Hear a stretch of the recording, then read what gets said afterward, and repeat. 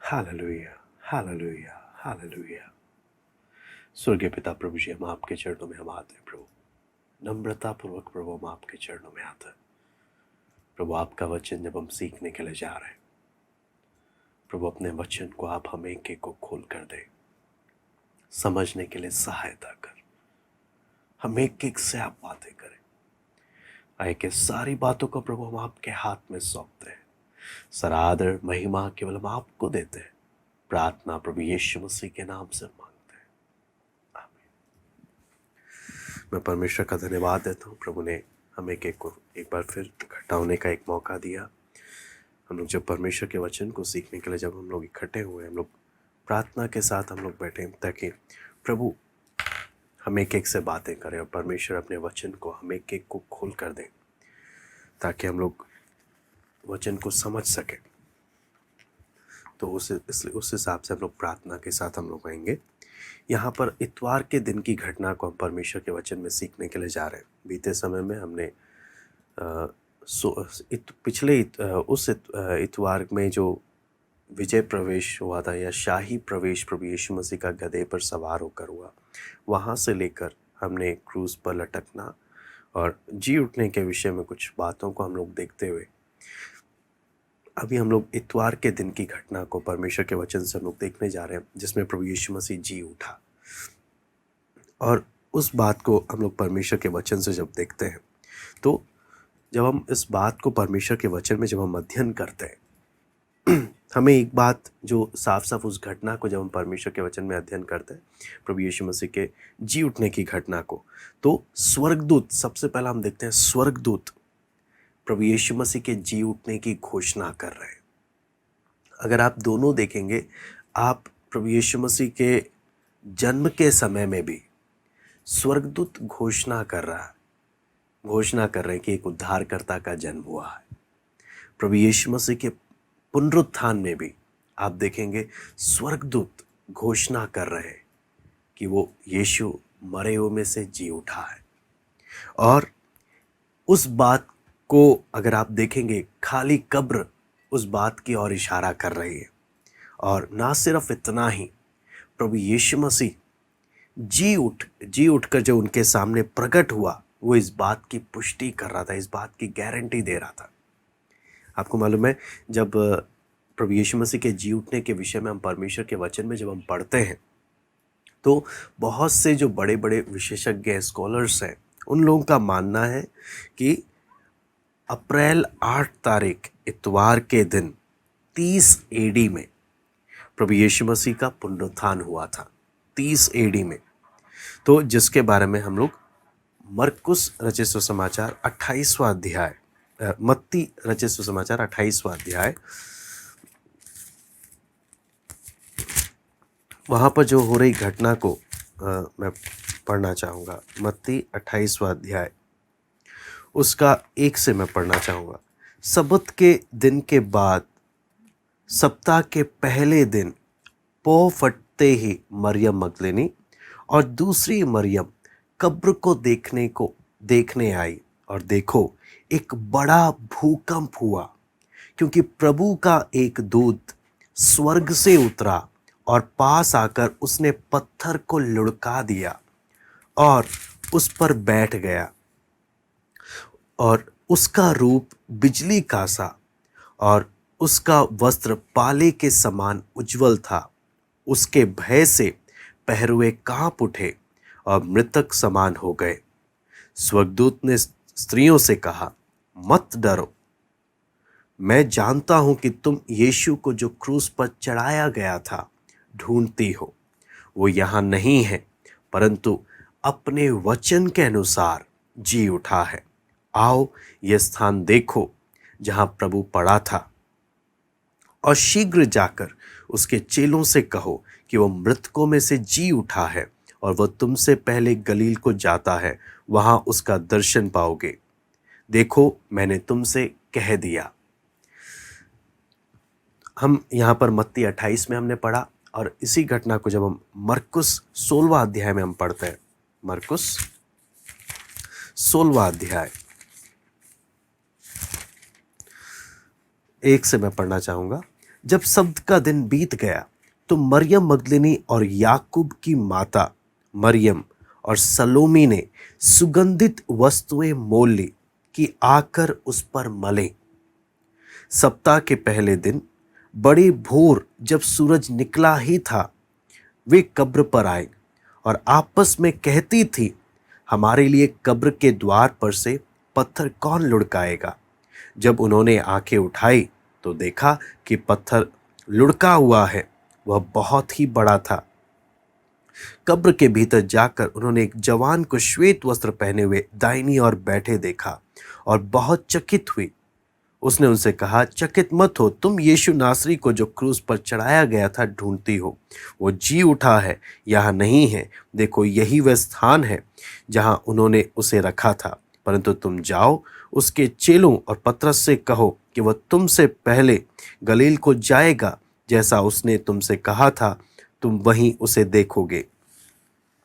तो ये सारी दोनों जगह में हम लोग प्रभु यीशु मसीह के जी उठने की घटना को जब हम पढ़ते हैं तो आप देखेंगे मत्ती में कुछ अलग है, मरकुस में कुछ अलग है। इसलिए जब हम उस घटना को, प्रभु यीशु मसीह के जी उठने की घटना को जब हम पढ़ते हैं, इन पूरे को जोड़कर जब हम पढ़ते हैं तो हमें एक बात जो हमें समझ में आता है कि सुबह सुबह ये स्त्रियां यीशु की कब्र के पास आ रहे थे कि सुगंधित वस्तुओं को लेकर, द्रव्य वगैरह को लेकर कि यीशु की देह पर मले। क्योंकि उससे जब यीशु मसीह को कब्र पर रखा गया था तो अरमतिया के यूसुफ और निकोदेमुस, इन्होंने सब जल्दी जल्दी निपटाया था। इन्होंने जल्दी जल्दी निपटाया तो इसलिए इनको लगा कि हम अब जाकर हम सही से ये काम कर कर आएंगे। ये इसलिए कब्र के पास नहीं आ रहे कि इन्हें विश्वास था कि यीशु जी उठा, लेकिन ये इसलिए आ रहे थे कि हाँ, प्रभु के कब्र में हम क्या करेंगे, ये लगाएंगे, इत्र वगैरह लगाएंगे, सुगंधित द्रव्य वगैरह हम लोग लगाएंगे। लेकिन यहाँ पर हम देखते हैं वो लोग एक बात से परेशान थे, एक बात से चिंतित थे कि ये बड़ा पत्थर कौन हटाएगा। इस बात से वो लोग परेशान थे, ये बड़ा पत्थर जो कब्र के ऊपर लगा हुआ है कौन हटाएगा, ये बहुत भारी है। लेकिन जब हम देखते हैं, हमने पढ़ा कि स्वर्गदूत उतरा और स्वर्गदूत ने क्या किया, उस बड़े पत्थर को लुढ़का दिया, बड़े पत्थर को लुढ़का कर उस पर बैठ गया। यहाँ पर एक संदेश क्या चीज है, स्वर्गदूत के द्वारा संदेश क्या चीज मिला, वो यीशु नासरी जिसे तुम ढूंढते हो वो यहाँ नहीं है, वो जी उठा है।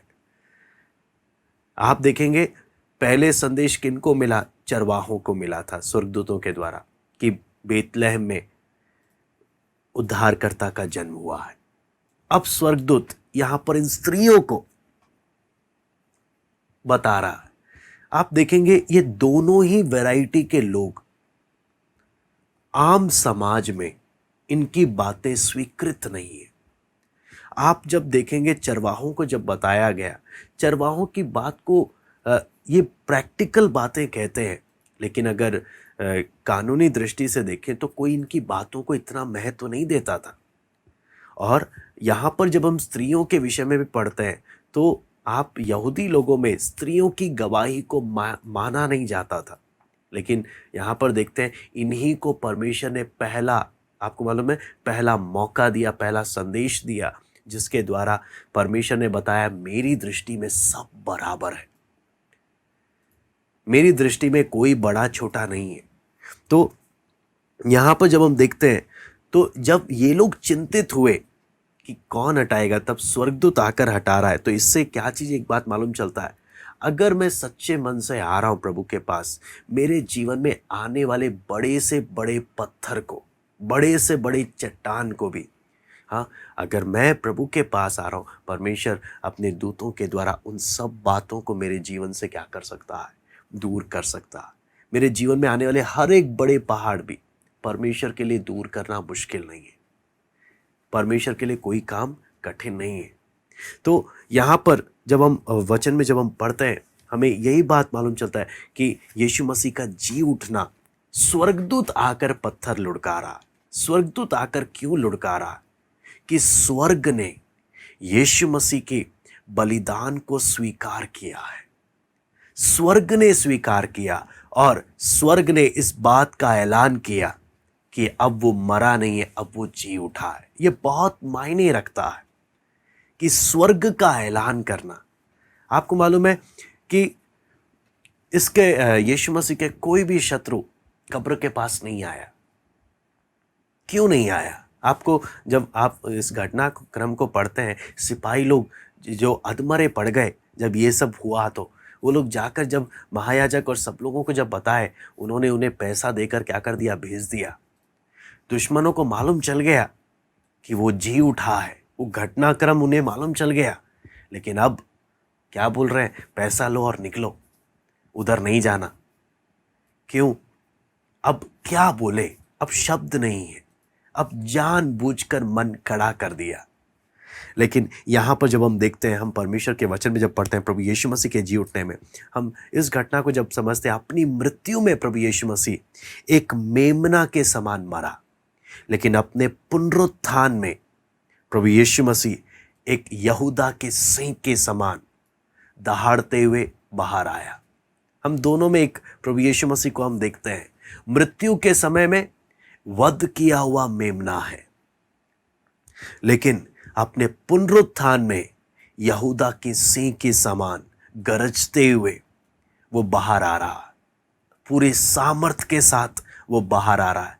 इसका कहने का मतलब क्या है कि हमने पहले भी हमने सीखा, पुनरुत्थान का वो महत्व, प्रभु यीशु मसीह का जी उठना कितना एक विश्वासी के लिए एक सुसमाचार और एक मसीहत के लिए एक आधार है। प्रभु यीशु मसीह का जी उठना, उसके पुनरुत्थान की सामर्थ। यहाँ पर जब हम परमेश्वर के वचन में जब देखते हैं, यीशु मसीह एक नासरी जो कारपेंटर था या बढ़ई था, उसने पूरे जगत का उद्धार करता सच में लकड़ी और 3 किलो से पूरी कीमत चुका दी, जगत का उद्धार करता बनकर। यहाँ पर हम जब देखते हैं उसका पुनरुत्थान परमेश्वर के द्वारा दिया हुआ रिसिप्ट है कि इसकी कीमत स्वीकार कर ली गई है। यहाँ पर जब परमेश्वर के वचन में हम देखते हैं तो सवाल आता है कि पवित्र आत्मा जो प्रभु यीशु मसीह की पूरी सेवकाई में, पवित्र आत्मा जो प्रभु यीशु मसीह की पूरी सेवकाई में, आप देखेंगे प्रभु यीशु मसीह पवित्र आत्मा से भरकर सेवकाई कर रहा, पवित्र आत्मा की भरपूरी में। तो सवाल आता है, जब प्रभु यीशु मसीह मर गया या उसके लाश को जब अरमतिया के यूसुफ की नई कब्र में रखा गया, तो पवित्र आत्मा कहाँ है? क्या वो चला गया? लेकिन हमें जब इस बात को जब हम मनन करते हैं, तो मनन करते वक्त एक प्रभु के दास कुछ इस प्रकार से बोल रहे थे, उसे समझने के लिए मैं चाहूँगा हम इब्रानी 9:14 पहले हम पढ़ेंगे। इब्रानी 9:14, इब्रानी 9:14। तो मसीह का लहू जिसने अपने आप को सनातन आत्मा के द्वारा परमेश्वर के सामने निर्दोष चढ़ाया, तुम्हारे विवेक को मरे हुए काम से क्यों ना शुद्ध करेगा, ताकि तुम जीवते परमेश्वर की सेवा कर सको। यहां पे लिखा है मसीह का लहू जिसने अपने आप को सनातन आत्मा के द्वारा परमेश्वर के सामने निर्दोष चढ़ाया। यानी प्रभु यीशु मसीह की मृत्यु में भी हम देखते हैं पवित्र आत्मा का अपना एक भूमिका है। अपने आप को किस प्रकार बलि होने के लिए सौंप रहा है? सनातन आत्मा के द्वारा, यानी पवित्र आत्मा के द्वारा अपने आप को मरने के लिए, परमेश्वर के सामने बलिदान होने के लिए भेंट चढ़ा रहा। तो सवाल आता है कि तो फिर पवित्र आत्मा, आप जब यीशु मसीह की देह को जब कब्र में रखा गया, पवित्र आत्मा कहाँ है? तब एक प्रभु के दास मनन करते हुए उस बात को बोलते हैं कि हम समझ सकते हैं, जैसे प्रभु यीशु मसीह का जब कुंवारी मरियम के गर्भ में जब एक नई देह तैयार हो रही थी, एक नई देह प्रभु यीशु मसीह के लिए जो जगत का उद्धार करने के लिए आया, उसके लिए जब मरियम के गर्भ में एक नई देह जब तैयार हो रही है, नई सृष्टि की तरह एक नया शरीर जब तैयार हो रहा है, ऐसे ही ये जब यूसुफ का नया कब्र भी, जिसे किसी ने इससे पहले इस्तेमाल नहीं किया, वो कब्र भी क्या है? वहां पर पवित्र आत्मा यीशु के वो मृत शरीर को एक महिमा में शरीर में बदल रहा है और एक दिव्य काम, एक महान काम उसके द्वारा करने को जा रहा है। एक बहुत बड़ी एक आशा का संकेत पूरे जो कोई प्रभु में मरते हैं उनके लिए परमेश्वर का एक आशा वो प्रदान कर रहा है।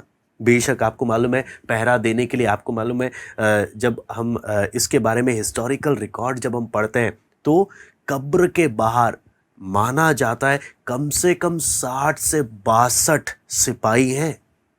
कोई छोटे मोटे 2-3 सिपाही नहीं है पहरा देने के लिए, 60-62 सिपाही हैं वहां पर। कोई सपने में जाकर, क्यों आपको मालूम है, जब इन यीशु के शत्रुओं ने जाकर पिलातुस को बोला तो इतनी तगड़ी यूनिट उन्होंने वहां पे सुरक्षा वहां पर बिठाई कि कोई सपने में वहां पर जाकर, सपने में भी कोशिश नहीं कर सकता वहां पर जाकर क्या करे, लाश को चुराए।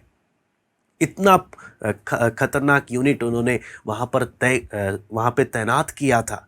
लेकिन जब हम परमेश्वर के वचन को जब हम ध्यान से पढ़ते हैं, जब स्वर्गदूत उतरा, इन सिपाहियों के आंखों के सामने स्वर्गदूत उतर रहा है, भूकंप हो रहा है और स्वर्गदूत उस बड़े पत्थर को हटा रहा। कहने का मतलब स्वर्ग ने जब इसके बलिदान को स्वीकार कर लिया, कोई इसको क्या नहीं कर सकता, रोक नहीं सकता, कोई इसको रोक नहीं सकता।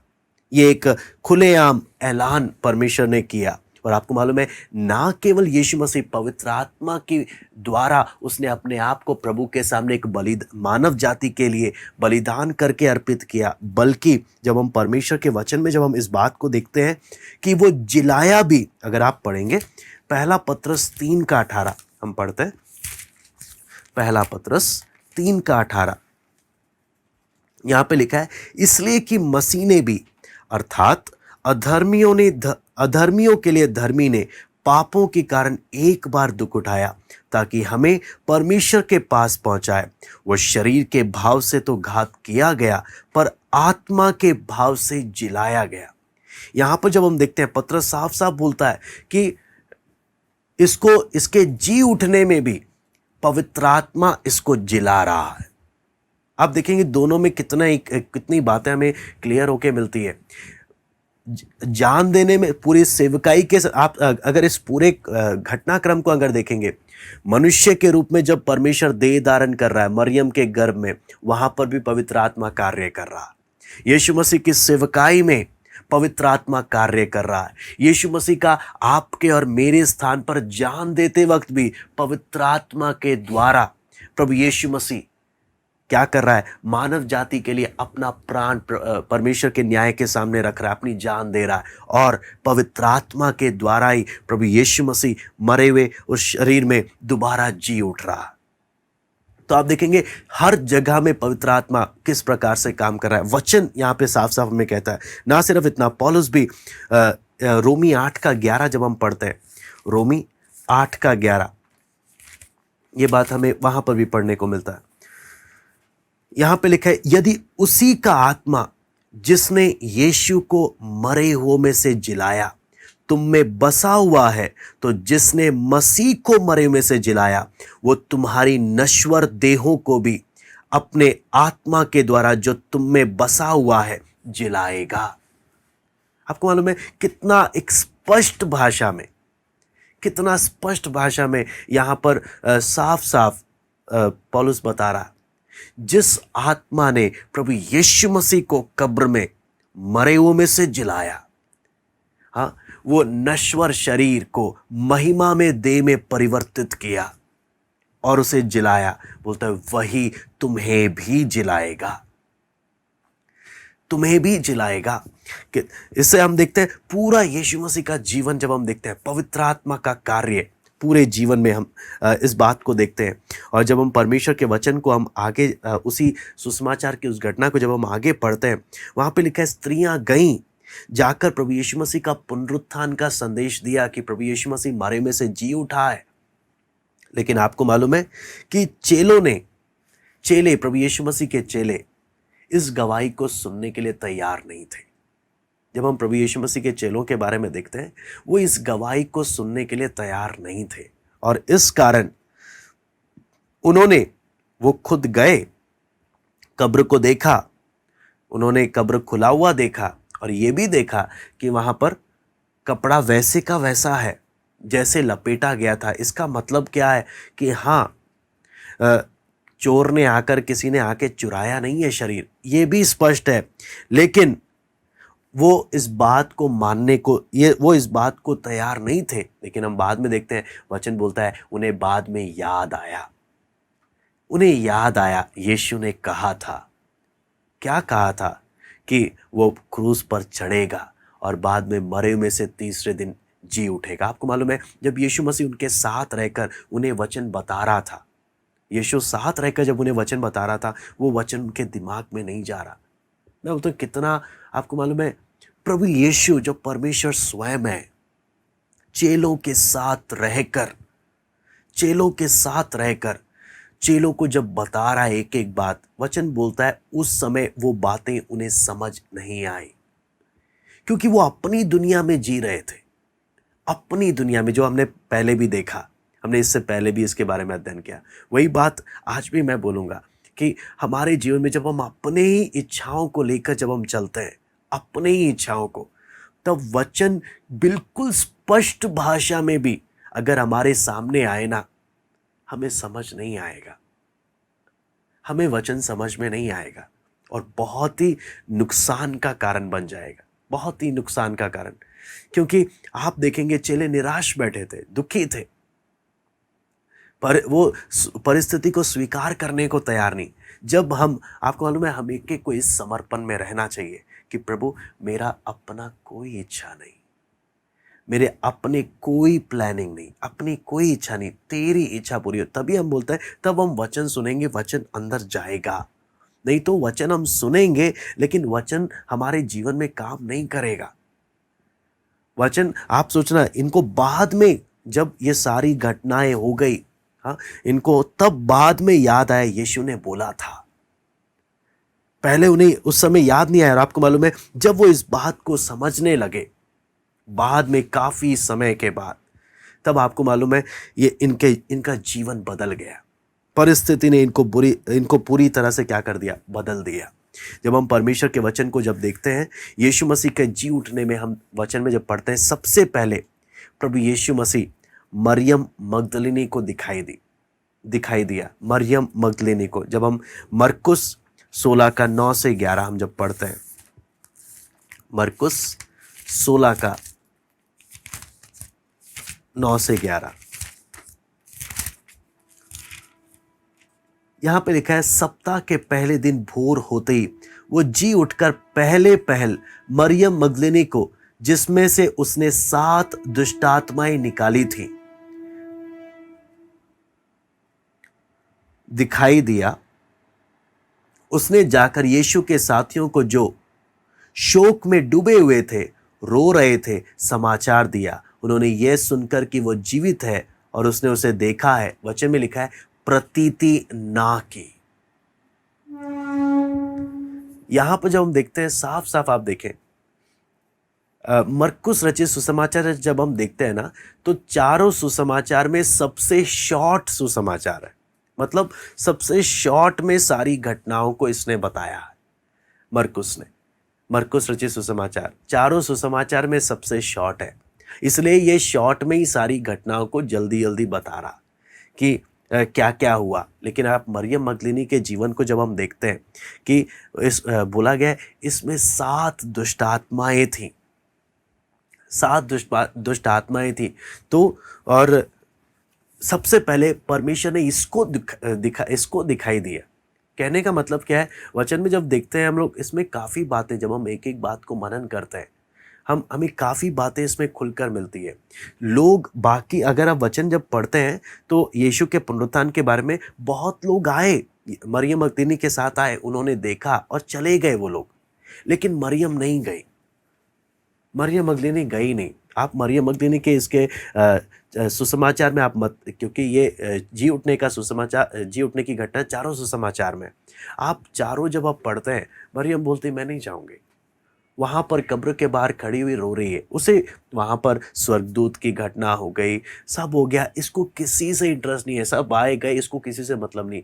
यीशु कहाँ है, यीशु की लाश कहाँ है? आप मुझे बस आपको मालूम है वो घटना, हम एक एक को मालूम है कि वो यीशु को माली समझी, यीशु ने भी क्या बोला, यीशु ने भी अपना व्यक्तित्व को छिपाकर क्या बोला, तो किस लिए रोती है, क्या हो गया?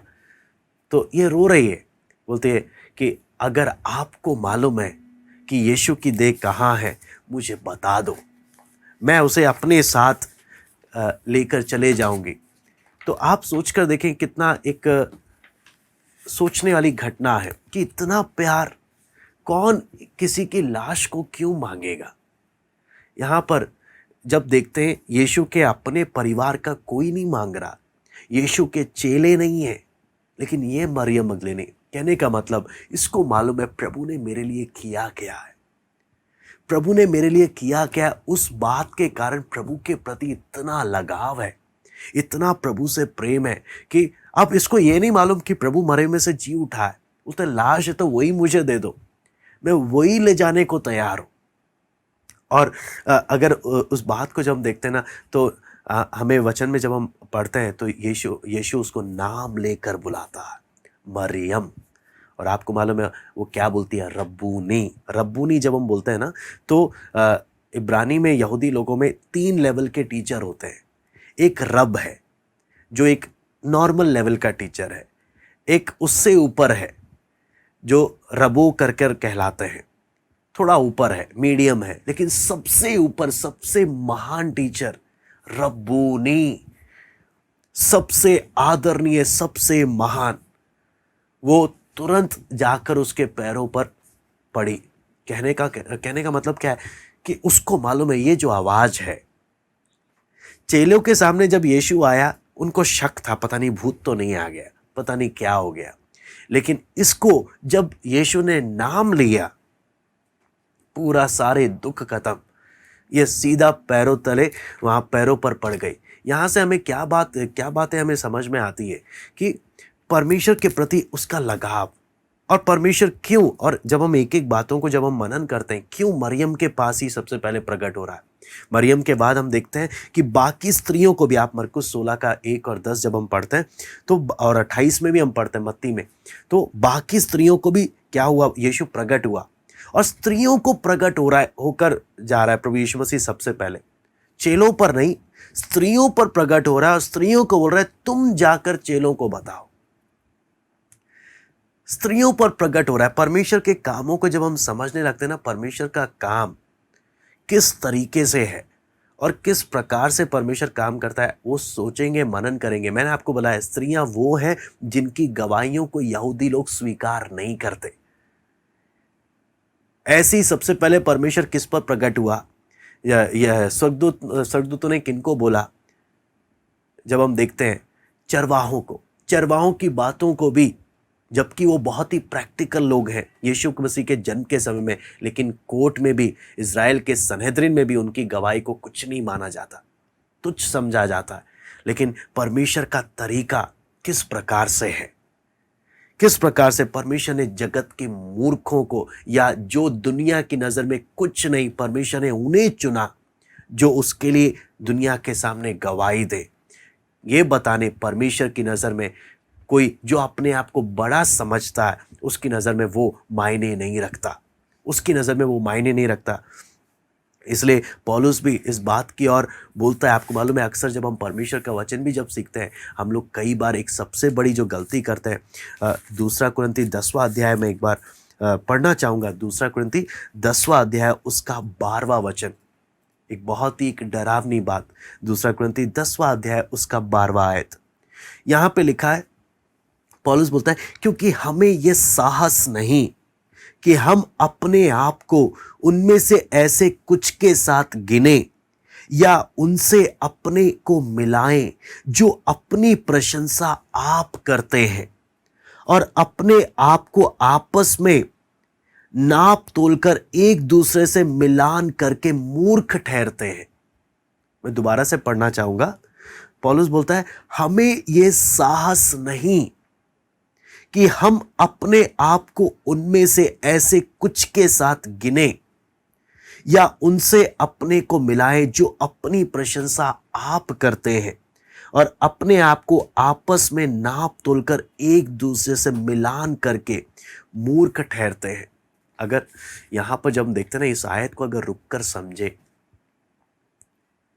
ये कौन, पौलुस क्या बोलता है? बोलता है मुझ में हिम्मत नहीं है। किस बात की हिम्मत नहीं है? कि मैं अपने आप को तुलना करूं किसी से।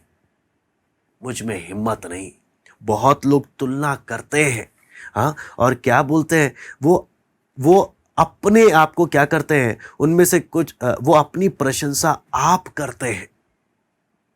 वो अपने लोगों के सामने अपनी तुलना करते हैं और लोगों से अपनी तुलना कर कर अपनी प्रशंसा आप करते हैं।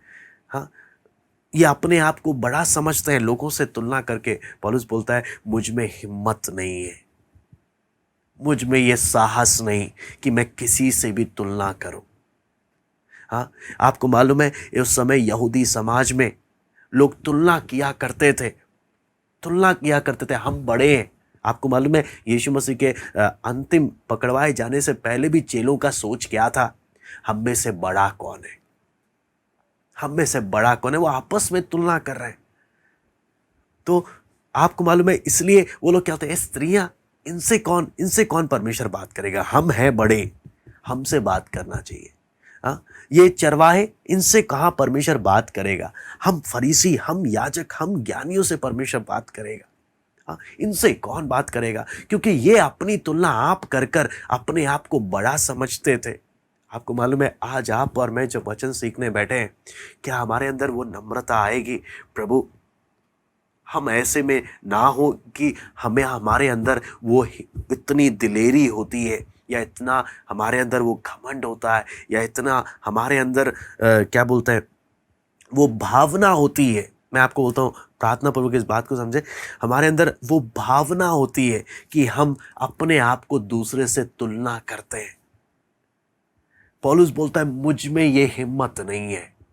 पौलुस बोलता है हम में ये साहस नहीं, डर रहा है। बोलता है मुझ में इतनी हिम्मत नहीं कि मैं अपनी तुलना किसी और से करूं। बोलते हैं कुछ लोग हैं जो अपनी तुलना आपस में करते हैं और अपनी तारीफ खुद करते हैं। पौलुस बोलता है ना, मुझ में ऐसी हिम्मत नहीं है कि मैं अपनी तुलना किसी से भी करूं।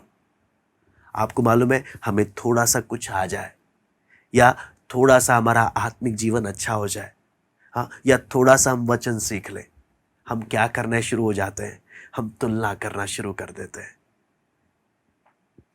हमारे अंदर वो तुलना करने की भावना आ जाती है। पौलुस बोलता है मुझ में ये साहस नहीं है। हे प्रभु, ऐसी बात मेरे जीवन से दूर रहे, ऐसी बात मेरे जीवन से दूर रहे। क्योंकि ये जब ऐसी भावनाएं आती हैं, आपको मालूम है हम मसीह का प्रकाशन प्राप्त नहीं करते। वचन बोलता है जिसमें 7 दुष्टात्माएं थी, यीशु सबसे पहले उसको प्रकट हो रहा। बाकी जो अपने आप को बड़ा बड़ा कहते थे, यीशु किसी पर भी सबसे पहले प्रकट नहीं हो रहा। जिसमें 7 दुष्ट आत्माएं थी। अगर आप और मैं, अगर हम चेलों से पूछते हैं कि क्या आप सोच सकते हो कि यीशु आपकी जगह में उस मरियम मगदलिनी पे प्रकट हो गया जिसमें 7 दुष्ट आत्माएं थी, वो बोलेंगे हमने सपने में नहीं सोचा। वो बोलेंगे हमने सपने में नहीं सोचा। आपको मालूम है मरियम मगदलिनी की खासियत क्या है? बाकी स्त्रियां और चेले स्वर्गदूत की और कब्र को देखकर वापस लौट गए, लेकिन मरियम मगदलिनी रोती रही। क्यों? इसको तब तक तसल्ली नहीं होगी जब तक ये यीशु को देखेगी नहीं। यीशु के बारे में सुनना और यीशु से सीधा मुलाकात करना बहुत फर्क है। यीशु के बारे में सुनना और यीशु से मुलाकात करना बहुत फर्क है। जी उठे मसीह से मुलाकात करना एक व्यक्ति को बदल देता है।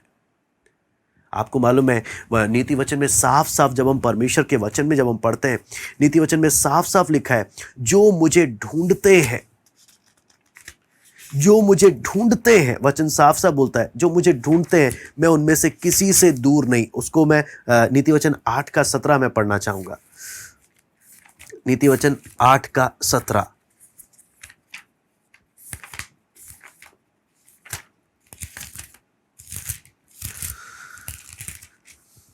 यहां पे लिखा है, जो मुझसे प्रेम रखते हैं उनसे मैं भी प्रेम रखती हूं, और जो मुझको यत्न से तड़के उठकर खोजते हैं वो मुझे पाते हैं।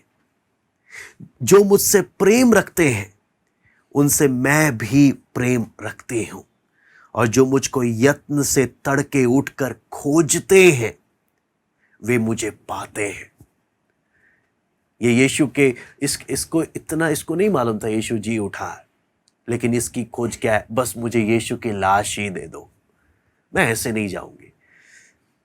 बस मुझे यीशु की लाश ही दे दो, मैं वो अपने संग लेके चले जाऊंगी। हाँ, मुझ जैसे 7 दुष्ट आत्माओं से भरे हुए इंसान को, हाँ, ना जाने और भी कितनी बातें मेरे जीवन में थी, मुझ जैसे इंसान को यीशु ने अगर बदल दिया, उससे इतना प्यार, यीशु से उतना प्यार इसको था कि लाश भी लेके जाने को तैयार है। हाँ, बाकी सब ऐसे ही निकल गए। बोलता ना, यीशु ने बोला तू लाश, मैं तुझे जीवित, सबसे पहले मैं तुझे जिंदा दिखूंगा। मरियम, मेरी भेड़े मेरा स्वर पहचानती है, मेरी भेड़े मेरी आवाज को पहचानती है। रब्बूनी। आप देखिए कितना बड़ा एक खुशी और कितना बड़ा आशीष का पल।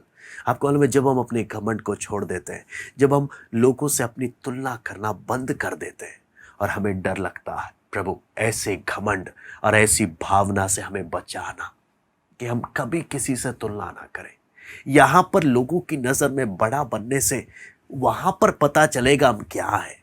यहां पर लोगों को दिखाने से क्या लाभ?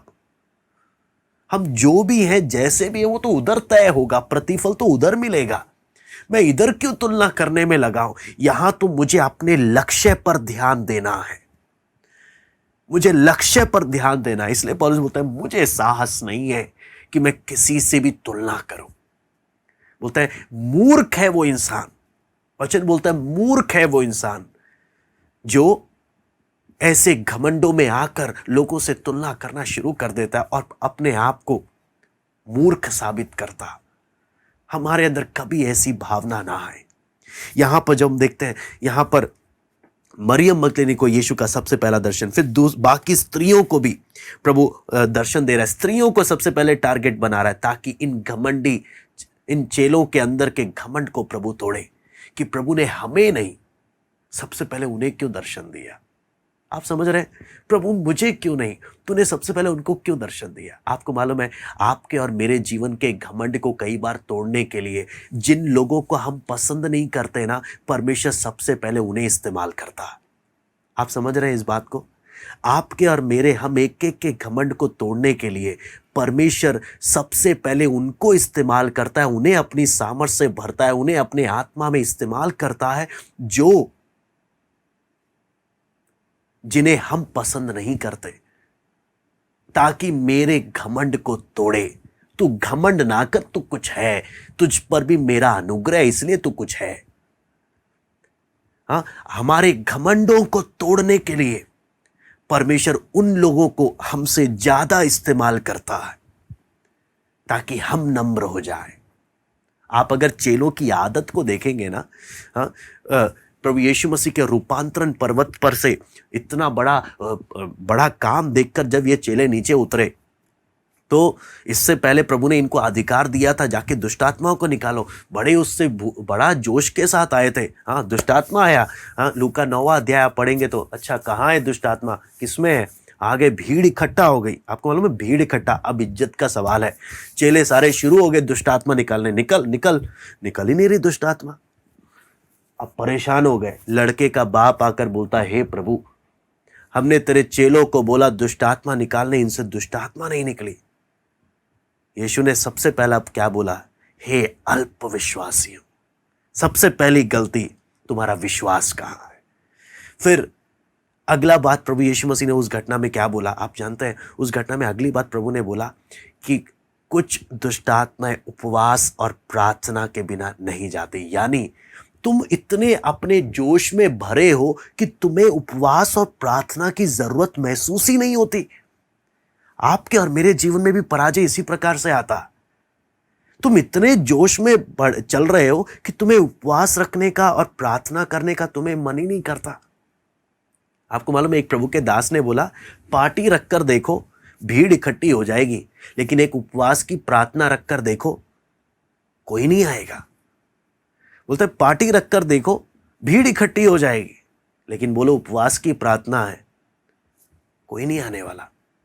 बोलते हैं कि जो अपने जीवन में इन बातों में अनुशासन नहीं रखता, और आप आगे पढ़ेंगे, चेलों से तो निकला नहीं दुष्ट आत्मा, लेकिन एक ऐसा व्यक्ति वहां पर था। आप देखेंगे वचन जब लूका 9वां अध्याय में पढ़ेंगे, एक ऐसा व्यक्ति था जो यीशु का चेला नहीं था, यीशु के इन 12 के पलटन में नहीं था, लेकिन वो दुष्ट आत्मा निकाल रहा है तो निकल रही है, तो इनको अखर रही है बात, इन लोग को गुस्सा चढ़ रहा है, हमसे नहीं निकला लेकिन ये हमारे साथ ना होकर दुष्ट आत्मा निकाल रहा है। यीशु को चाके चेले बोलते हैं, प्रभु हमने उसको रोका कि तुझे किसने अधिकार दिया दुष्ट आत्मा निकालेगा? तू नहीं निकालेगा तो चुप, हम निकालेंगे, और खुद से तो निकल ही नहीं रही दुष्ट आत्मा।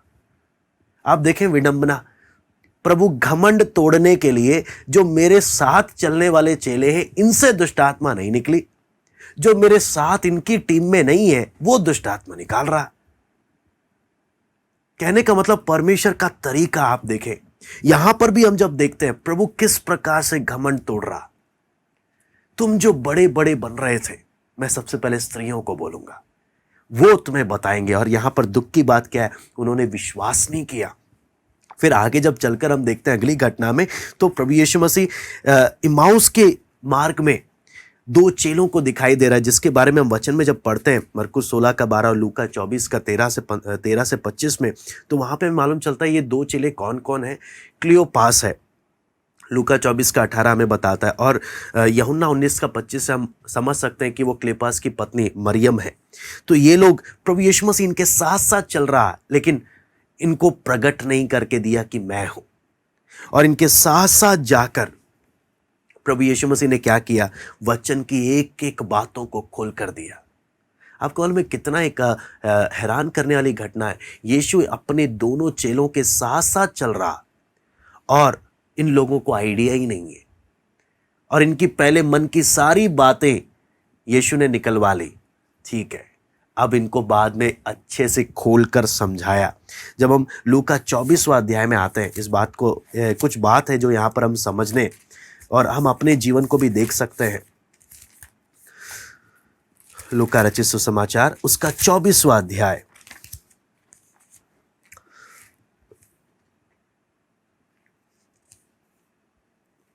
यहां पर जब हम परमेश्वर के वचन में जब हम देखते हैं, तो वचन में यहां पर हम इस पूरी घटना को जब पढ़ते हैं, तो यहाँ पे लिखा है 13 से जब हम पढ़ते हैं, उसी दिन उनमें से 2 जन इम्माउस नामक एक गांव को जा रहे थे, जो यरूशलेम से कोई 7 मील की दूरी पर था। वे इन सब बातों पर जो हुई थी आपस में बातचीत करते जा रहे थे, और जब वे आपस में बातचीत और पूछताछ कर रहे थे, तो यीशु आप पास आकर उनके साथ हो लिया, परंतु उनकी आंखें ऐसे बंद कर दी गई थी। वचन साफ साफ बोलता है, उनकी आंखें बंद कर दी गई थी कि उसे पहचान ना सके। यही घटना हम मरियम मगदलीनी के समय में भी देखते हैं। उसने उनसे पूछा, ये क्या बातें हैं जो तुम चलते चलते आपस में करते हो? वे उदास से खड़े रह गए। यह सुनकर उनमें से क्लियोपास नामक एक व्यक्ति ने कहा, क्या तू यरूशलेम में अकेला परदेशी है जो नहीं जानता कि इन दिनों में उसमें क्या क्या हुआ है? उसने उनसे पूछा, कौन सी बातें? उन्होंने उससे कहा, यीशु नासरी के विषय में, जो परमेश्वर और सब लोगों के निकट काम और वचन में सामर्थी भविष्यद्वक्ता था। यहां पर भी जब हम परमेश्वर के वचन में जब हम देखते हैं, तो ये लोग अभी भी इनके दिमाग में सही बात अच्छे से प्रवेश नहीं करी। यीशु इनके साथ घूम रहा है और ये लोग क्या बोल रहे हैं, वो सामर्थी भविष्यद्वक्ता था, हमारा भविष्यद्वक्ता मर गया।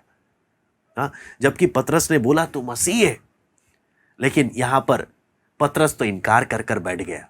और यहां पर ये चेले क्या बोल रहे हैं, वो सामर्थी भविष्यद्वक्ता था लेकिन मर गया। कहानी खत्म।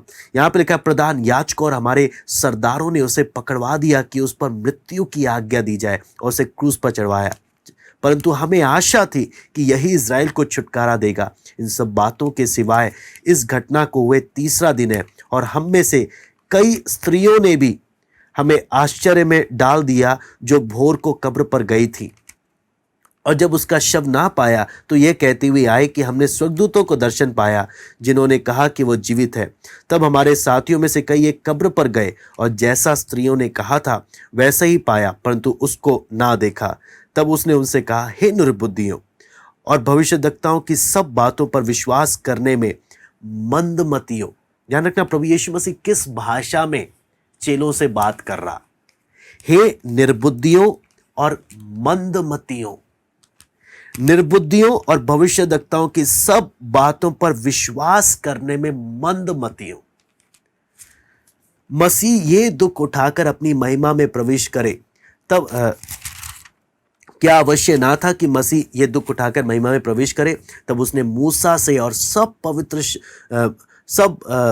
भविष्यद्वक्ताओं से आरंभ करके सारे पवित्र शास्त्र में से अपने विषय में लिखी बातों का अर्थ उन्हें समझा दिया। इतने में उस गांव के पास पहुंचे जहां वे जा रहे थे और उसके ढंग से ऐसा जान पड़ा कि वह आगे बढ़ना चाहता है। तो यहां तक मैं यहां पर रुकूंगा। यहां पर जब हम एक बात देखते हैं, प्रभु यीशु मसीह इनके सामने जब अपने वचन को जब प्रकट कर कर दे रहा, एक एक व्यवस्था की बातों को खोलकर दे रहा है, कहने का मतलब प्रभु बोलता है, हे निर्बुद्धियों और मंदमतियों। और जानबूझकर परमेश्वर ने इनकी आंखों को बंद किया कि वो यीशु को पहचान ना सके। आपको मालूम है परमेश्वर का तरीका क्या है? परमेश्वर का तरीका हमारी सारी बातों को जान लेता है वो, लेकिन वहां पर इनको पता भी नहीं चलने दिया कि वो यीशु है। और फिर इनसे क्या बोला, तुम क्यों निर्बुद्धियों जैसे काम करते हो, चेले हो, हाँ मंदमतियों जैसा विश्वास करने में इतना मंदमती क्यों हो? एक एक बातों को जब उन्होंने व्यवस्था की बातें खोलकर जब उन्हें बताई, और तो यहां पर हम एक बात देखते हैं कि उन्होंने फिर उसे अपने घर में बुलाया। वचन में जब आप पढ़ते हैं उसके आगे की घटना को, जब यीशु ने रोटी तोड़ी धन्यवाद देकर, तब उनकी आंखें खुल गई और यीशु वहां से क्या हो गया, चला गया। उन्होंने भी आकर फिर लोगों को बताया कि हमने यीशु को क्या किया, देखा। तब शिमोन पतरस के पास विशेष कर प्रभु यीशु मसीह जा रहा है। आपको मालूम है क्यों? आपको मालूम वो घटना कि पतरस को मालूम है वो मसीह है, लेकिन पतरस को क्या बात एक था कि मैंने यीशु का इनकार किया है, शायद प्रभु मुझे कभी क्षमा नहीं करेगा, मैंने कितना घिनौना पाप किया है। ये सोचकर पतरस अपना अकेले चला गया, सबसे अलग हो गया। इसलिए सबसे अलग पतरस के पास प्रभु यीशु आ रहा। और इसलिए आप उस घटना को जब देखते हैं मरकुस 16 का 7 में, तो साफ साफ स्वर्गदूत ने क्या बोला, यहाँ स्वर्गदूत ने बोला, चेलों को और पतरस को बताना। अलग से पतरस का नाम आ रहा कि पतरस को भी बताना कि यीशु जी उठा है। क्यों? पतरस जिसे लगा कि मैंने यीशु का इनकार कर दिया, दुखी था। कम से कम पतरस को यह बात मालूम चले, यीशु ने तुझे माफ कर दिया, यीशु तुझे भूला नहीं है, यीशु तुझे भूला नहीं है। कई बार आपको मालूम है हमारे जीवन में जब गलती आती है, शैतान हमें क्या बोलता है, यीशु ने तुझे छोड़ दिया, हाँ तू चले जा, तू अब प्रभु के साथ चल नहीं सकता। लेकिन यहाँ पर जब देखते हैं जो दुखी है और जो अलग हो गया, जिसको लगता है मैं तो अब चेला कहलाने के भी लायक नहीं हूँ, यीशु बोलता है उस पतरस को जाकर बताना मैं जी उठाऊं। क्यों? बहुत प्यार करता था, लेकिन जीवन में बहुत बड़ी गलती हो गई, हाँ इसलिए निराश हो गया। अब उसे लगता है मेरे जीवन में कोई उम्मीद ही नहीं है। लेकिन आपको मालूम है यीशु ने क्या बोला, जाकर पतरस को बताना।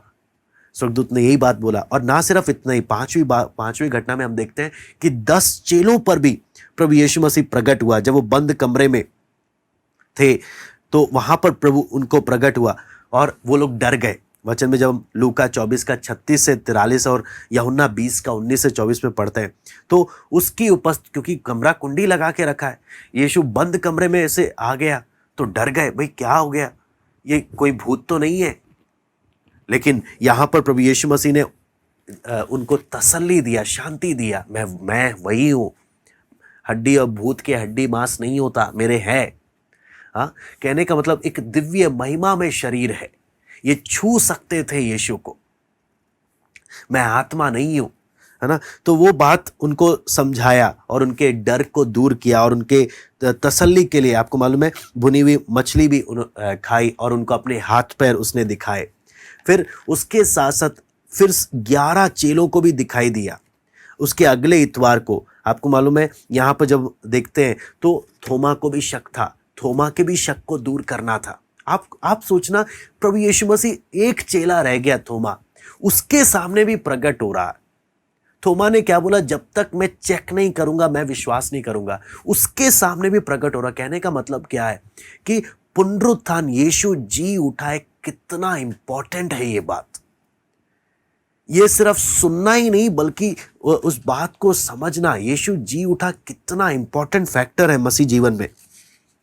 इसलिए थोमा को प्रभु यीशु मसीह जी उठ कर क्या बोलता है, थोमा इधर आ, तू उंगली डालकर देख।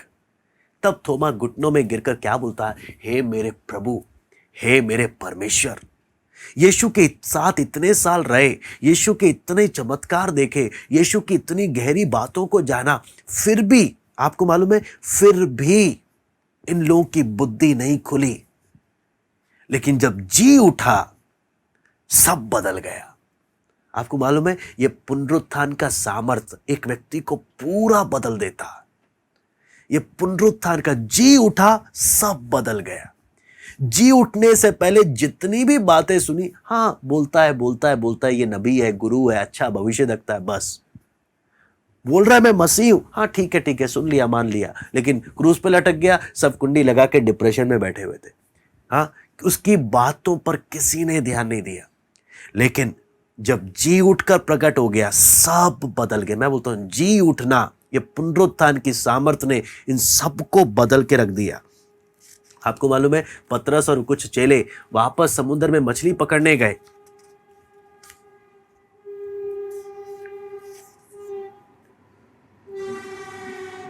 पतरस और कुछ चेले जब वापस मछली पकड़ने के लिए गए, है ना, यहां पर जब वचन में देखते हैं, रात भर इन्होंने मेहनत करी और इनको मछली नहीं मिली। कहने का मतलब, मैंने तुम्हें अपने लिए चुना है, अब वापस उन चीजों में जाने के लिए नहीं। यीशु वापस इनके पीछे पीछे जा रहा। और आपको मालूम है ना, मछली रोटी सा खाना वाना तैयार करके, हाँ कुछ मछली मिली, नहीं मिली, रात भर मेहनत किया, नहीं मिली, उधर जाल डालो। हाँ, जाल डालते साथ यूहन्ना को मालूम चल गया ये हमारा प्रभु है और कोई नहीं हो सकता। हाँ, आ जाओ, तुम्हारे लिए खाना बना के रखा है मैंने, आओ बैठो। पतरस, क्या तुम मुझसे प्यार करता है? इनको फिर विश्वास में मजबूत करता कि मैं जी उठा हूं। और आपको मालूम है, 500 लोगों को, ना सिर्फ इन चेलों को, पतरस को, हाँ अपने भाई याकूब को, बल्कि हम देखते हैं 500 लोगों को प्रभु यीशु मसीह प्रकट होकर दिखाई दिया। और उनको क्या दिया? अधिकार दिया, आज्ञा दी और वादा किया कि जाकर सब जातियों के लोगों को चेला बनाओ और पिता पुत्र पवित्र आत्मा के नाम से बपतिस्मा दो। जो बातें मैंने सिखाई उन्हें मानना सिखाओ। देखो, जगत के अंत तक मैं सर्वदा तुम्हारे साथ हूं। आपको मालूम है, ये सारी बातें प्रभु यीशु ने उनको कही।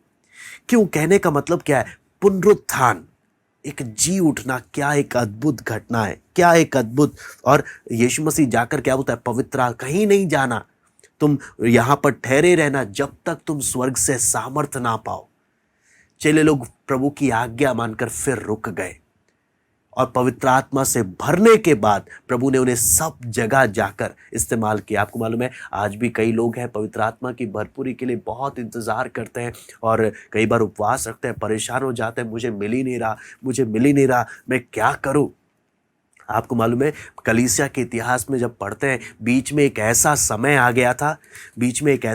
गया था जब लोग पवित्र आत्मा के भरपूरी पर, अन्य अन्य भाषा के अनुभव पर विश्वास ही नहीं करते थे। एक ऐसा टाइम पीरियड तक आ चुका था। तो उस समय में, मैं आपको बोलता हूं, उस समय में एक प्रभु का वहां उस समय में परमेश्वर ने कुछ लोगों के ऊपर प्रकट किया। नहीं, ये कुछ लोगों ने बोला पवित्र आत्मा का अन्य भाषा का भरपूरी सिर्फ AD 70 तक था, उसके बाद खत्म हो गया। अब वो सब नहीं है, अब हमें ऐसे ही चलना पड़ेगा। हाँ, तो लेकिन कुछ को परमेश्वर के आत्मा ने अंदर से बोला, नहीं, ये वचन आज भी लागू होता है। और मालूम है, जब पवित्र आत्मा के अन्य भाषा का भरपूरी का अस्तित्व ही लगभग समाप्त हो गया, कोई विश्वास ही नहीं करता था इस बात पर, तब कुछ लोगों ने एक बिल्डिंग में एक बिल्डिंग में बैठकर प्रार्थना करना शुरू कर दिया। प्रभु तेरे वचन में लिखा है, प्रभु तू हमें अपनी आत्मा से भरो। मैं आपको बोलता हूं उस समय की घटना जब पवित्र आत्मा के अन्य भाषा की भरपूरी के बात पर ही कोई विश्वास नहीं करता था, कोई नहीं आराधना करता था अन्य भाषा की भरपूरी में। ऐसे समय में कुछ लोग एक बिल्डिंग के अंदर घुटनों में बैठकर प्रार्थना करने लगे। पहले एक व्यक्ति 5 घंटे प्रार्थना करने लगा। बोलता है 5 घंटा भी काफ़ी नहीं है। प्रभु बोलता है और करना है। 7 घंटे प्रार्थना करने लगे। मैं आपको बोलता हूँ वो लोग प्रार्थना करते करते 1 साल प्रार्थना किया उन्होंने। एक दिन नहीं, लगातार डिसिप्लिन डालकर 1 साल प्रार्थना किया। 31 तारीख रात नए साल की प्रार्थना जो होते हैं, नए साल में प्रवेश करते समय परमेश्वर ने एक लड़की को अपनी आत्मा से भर दिया। एक लड़की को अपनी आत्मा से, मैं बोलता हूं 1 साल प्रार्थना करने के बाद एक लड़की को अपने आत्मा से भर दिया। अन्य अन्य भाषा में सामर्थ्य से भरकर आराधना करने लगे। तो वहां पे बाकी लोग देखकर हैरान रह गए। क्या सच में अभी भी परमेश्वर का वो आत्मा काम करता है? हमें भी चाहिए। तो उस बहन के पास आकर उन्होंने बोला, आप मेरे लिए मेरे ऊपर भी हाथ रखकर प्रार्थना करो ताकि मुझे भी अन्य भाषा का भरपूरी मिल जाए। तो उसने बोला, जब तक मुझे प्रभु नहीं बोलेगा मैं हाथ नहीं रख सकती। तो ऐसे ही वो प्रार्थना करने लगे। वो प्रार्थना करते वक्त प्रार्थना करने के बाद वो जब खाने के लिए बैठे, वो खाना खा रहे थे। हाँ, खाना खाते वक्त वो बहन आई और उसने बोला, प्रभु ने मुझे बोला है तुम्हारे सर पर हाथ रखे। उसके सर पर हाथ रखा, तुरंत वो पवित्र आत्मा से भर गया। तुरंत पवित्र आत्मा से भर गया। वो चेयर से नीचे गिरकर क्या बोलते हैं, जोर जोर से आत्मा में आराधना करना शुरू कर दिया। कहने का मतलब है कि चेलों को जिस समय परमेश्वर ने बोला कि तुम प्रभु यीशु ने कहीं नहीं जाना जब तक आत्मा से ना भरो, जब तक आत्मा से ना भरो। वो लोग, प्रभु यीशु मसीह ने ये नहीं बोला 10 दिन के बाद मिल जाएगा। ध्यान से समझना, प्रभु यीशु ने ये नहीं बोला। प्रभु ने बोला जब तक तुम स्वर्ग से सामर्थ्य ना पाओ तुम जाना नहीं। जब तक। ये लोग बैठ गए। फिर इनके घमंड टूटे, नम्र हुए, अपने आप को शुद्ध किए, पवित्र किए, और जब तैयार हो गए, ठीक पिन्तेकुस्त के दिन परमेश्वर का आत्मा इन पर सामर्थ्य से उतरा। पिन्तेकुस्त के दिन परमेश्वर का आत्मा इन पर सामर्थ्य से उतरा और इनका जीवन ही बदल गया। कहने का मतलब क्या है? हमारा समर्पण। और यहां पर जब हम देखते हैं और कम से कम 7 बातों को देखकर मैं यहां पर जल्दी से मैं समाप्त करूंगा। लूका 24वां अध्याय में कुछ 7 बातें यहां पर आ रही हैं, उसको हम सीख कर मैं समाप्त करूंगा। यहां पर जब सबसे पहले लूका 24वां अध्याय उसका 2 और 3 में जब हम देखते हैं, यहां पे लिखा है, उन्होंने पत्थर को कब्र पर से लुढ़का हुआ पाया पर भीतर जाकर प्रभु यीशु का शव ना पाया। यहां पर जब हम परमेश्वर के वचन में जब देखते हैं, कब्र खुला हुआ है। कब्र खुला हुआ है। सबसे पहला अनुभव सबसे पहला खुला हुआ कब्र क्या चीज की गवाही देता है? यीशु मरे हुए में से जी उठा है। खुला हुआ कब्र एक वादा करता है हर एक विश्वासी से। आपको मालूम है वो खुला हुआ, आपको जब हम यरूशलेम इज़राइल का इतिहास पढ़ते हैं, ये कब्र आज भी आपको मालूम है कब्र खुला हुआ है, पत्थर बाहर लुढ़का हुआ पड़ा है। आज भी इज़राइल परमेश्वर के लोग जाते हैं उस जगह को देखने के लिए। इज़राइल के ट्रिप में जब जाते हैं उधर देखने के लिए। लेकिन आपको एक बात मालूम है, यरूशलेम विनाश हो गया, यरूशलेम का मंदिर चूर चूर कर गया, उसके अस्तित्व को मिटा दिया, लेकिन यीशु की कब्र, वो खुला हुआ लुढ़का हुआ पत्थर, उसको किसी ने टच नहीं किया। कहने का मतलब दुनिया में आज तक वो हिस्टोरिकल रिकॉर्ड बनकर खड़ा हुआ है। यरूशलेम के मंदिर का सफाया कर दिया और बाकी सब चीजों का उन्होंने सफाया कर दिया, लेकिन कब्र को छेड़ा नहीं। क्यों? यीशु का खुला हुआ कब्र आज भी हर परमेश्वर के लोगों से एक वादा करता है। जैसे पवित्र आत्मा ने प्रभु यीशु मसीह को मरे हुए में से जिलाया, हर कोई जो प्रभु पर विश्वास करता है, पवित्र आत्मा उसे भी मरे हुए में से जिलाएगा। यह परमेश्वर के वादा का एक चिन्ह है। खुला हुआ कब्र। और हम के लिए हर एक विश्वासी के लिए एक आशा है कि मेरा यीशु जिस पर मैं विश्वास करता हूं वो मरे हुए में से जी उठा प्रभु है। एक वादा है। और ना सिर्फ इतना, दूसरा घटना जब हम देखते हैं, पहला घटना इसलिए हर एक विश्वासी का विश्वास का नींव है, विश्वास का नींव कब्र का पत्थर हटा हुआ है, कब्र खाली है। मेरे विश्वास की नींव है ये, जिस पर मेरा पूरा विश्वास है, टिका हुआ है। उसके साथ 24 का 29 भी मैं पढ़ना चाहूंगा। 24 का 29 यहां पे लिखा है, उन्होंने यह कहकर उसे रोका, हमारे साथ रहे, क्योंकि संध्या हो चली है, दिन अब बहुत ढल गया।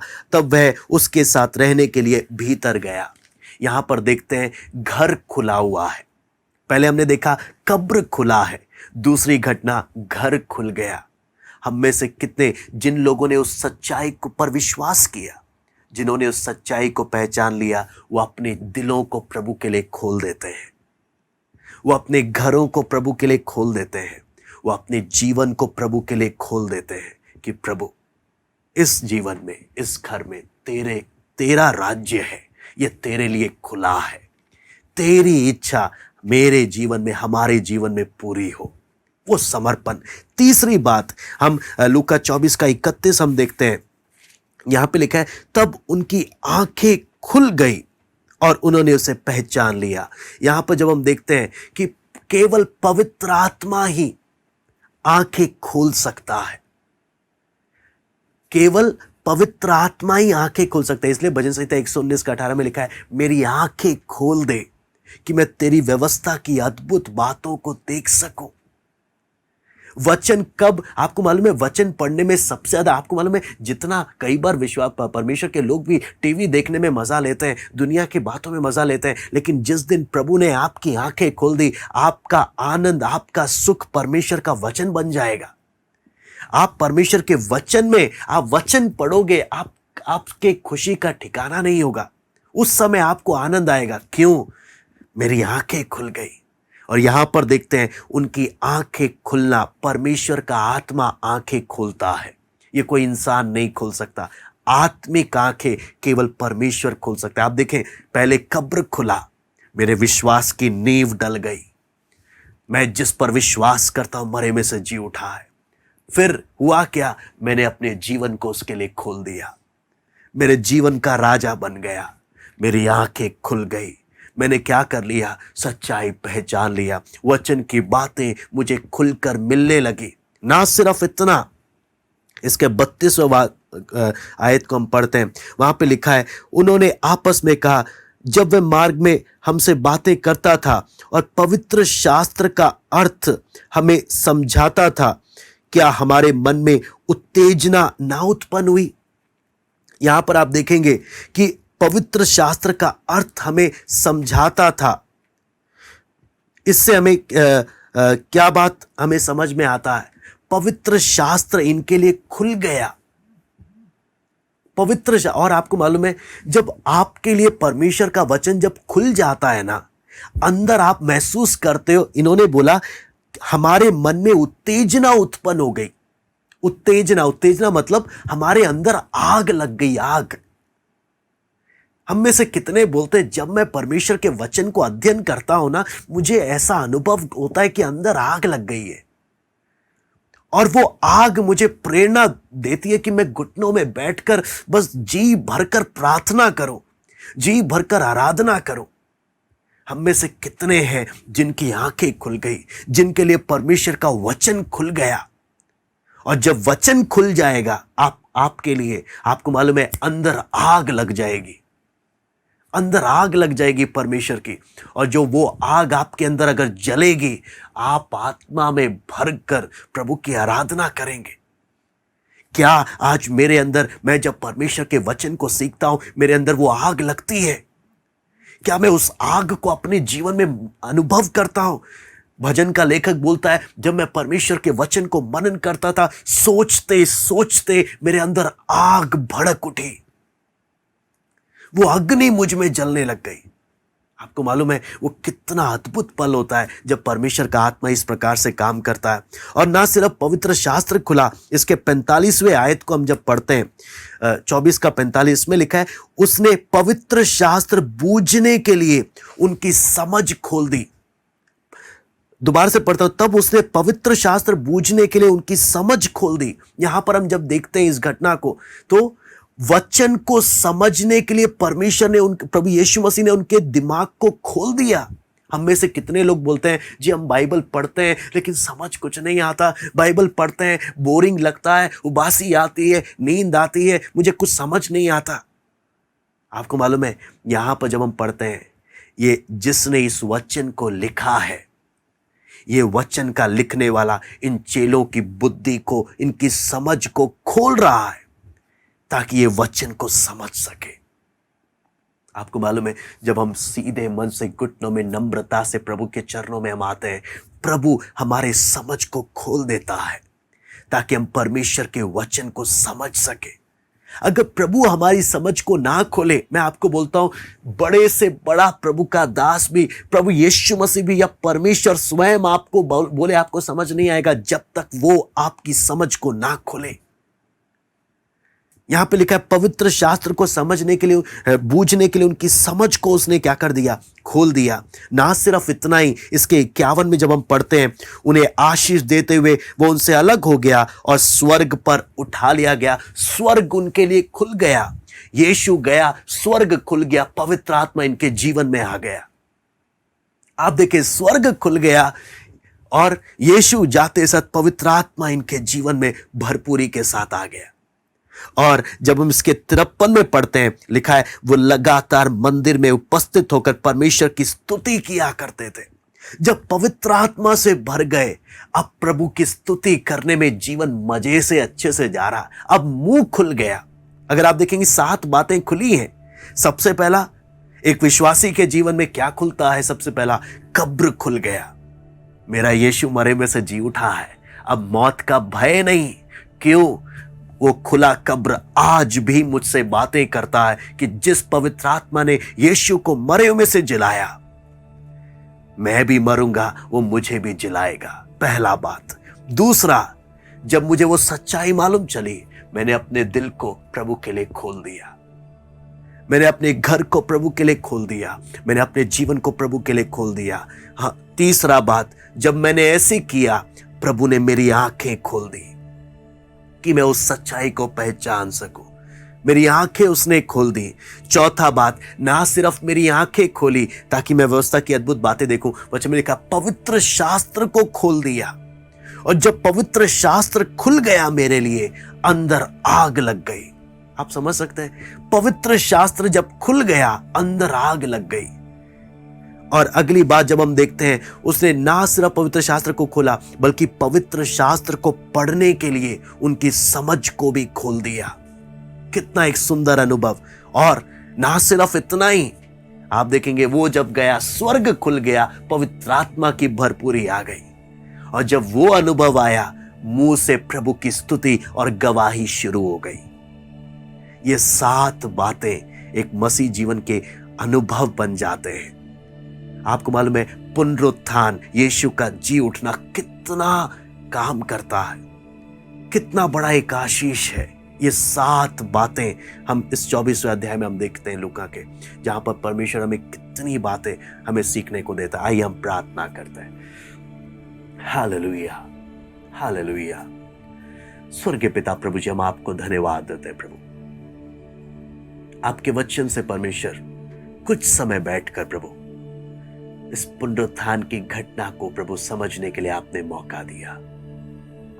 आपकी भलाइयों के लिए प्रभु हम आपको धन्यवाद देते हैं। प्रभु पिता, आपसे विनती प्रार्थना करते हैं, हम एक जो वचन हम सीखते हैं, हम एक एक के जीवन का अनुभव बन जाए। प्रभु हम एक एक के जीवन का अनुभव बन जाए। कब्र का पत्थर हटा हुआ है, खुली हुई है। हालेलुया। अपने दिल और अपने घरों को खोल दिया, आंखें खुल गई, पवित्र शास्त्र खुल गया, समझ खुल गई। हालेलुया। स्वर्ग खुल गया, अंत में मुंह भी खुल गया। कितना एक सुंदर अनुभव है प्रभु। एक एक लोग प्रभु तेरे एक एक लोगों के जीवन में यह अनुभव बन जाए, यह अनुभव बन जाए जो महान काम प्रभु तूने आपने पिंतेकुस्त के दिन में किया प्रभु। इन अंतिम समय में परमेश्वर अपने लोगों के जीवन में प्रभु आप करें, एक एक से बात करें। धन्यवाद देते हैं आज की संगति के लिए। सराहदर महिमा केवल हम आपको देते हैं। प्रार्थना प्रभु यीशु मसीह के नाम से मांगते हैं, आमीन। सबको जय मसीह की। प्रभु आप सबको आशीष दें।